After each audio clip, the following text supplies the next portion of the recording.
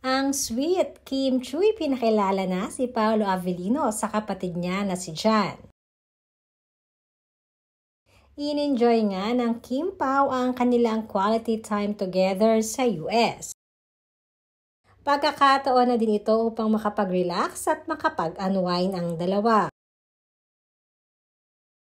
Tuloy-tuloy kasi ang kanilang naging work itong mga nakaraang buwan, kaya naman thankful din ang dalawa dahil they get to spend time together at ganoon na rin with their loved ones sa US.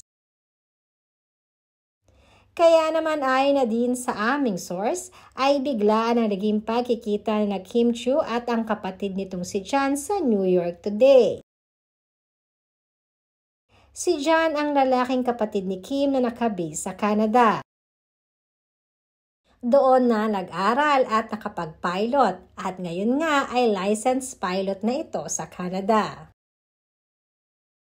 At alam naman natin kung gaano ka-proud itong si Kim Chu sa kanyang kapatid na si John. Samantalang natuwa naman di umano itong si Paolo Avellino nang biglaan niyang makilala ang isa sa kapatid ni Kim Chu.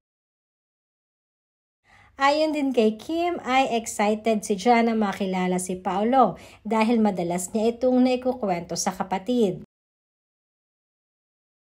Nag-coffee lang di umano ang mga ito at sandali lang din ang kanilang pagkikita dahil may work pa si John.